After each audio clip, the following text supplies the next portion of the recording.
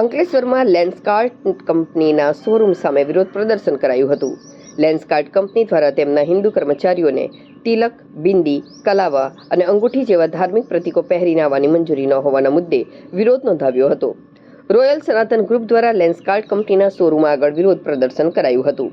લેન્સકાર્ટ કંપનીના કેટલાક વિવાદાસ્પદ નિર્ણયોના કારણે સમગ્ર દેશમાં વિરોધ પ્રદર્શનો થઈ રહ્યા છે. ત્યારે અંકલેશ્વરમાં રોયલ સનાતન ગ્રુપ દ્વારા પણ કાપોદ્રા પાટિયા નજીક આવેલ લેન્સકાર્ટ કંપનીના શોરૂમ પર વિરોધ પ્રદર્શન યોજાયું હતું. આ કાર્યક્રમ લેન્સકાર્ટ કંપની દ્વારા તેમના હિન્દુ કર્મચારીઓને તિલક, બિંદી, કલાવો અને અંગૂઠી જેવા ધાર્મિક પ્રતીકો પહેરીને આવવાની મંજૂરી ન હોવાના મુદ્દે વિરોધ રૂપે યોજાયો હતો, જેમાં લેન્સકાર્ટના કર્મચારીને તિલક લગાવવામાં આવ્યા હતા. શ્રી સનાતન સેવા સમિતિ રોયલ સનાતન ગ્રુપના પ્રતિનિધિઓએ જણાવ્યું કે તેઓ હંમેશા કાયદેસર અને શાંતિપૂર્ણ રીતે સમાજના હિતના મુદ્દાઓ ઉઠાવતા રહેશે અને આવનારા સમયમાં પણ આવા સામાજિક તથા ધાર્મિક વિષયો પર જાગૃતિ લાવતા રહેશે.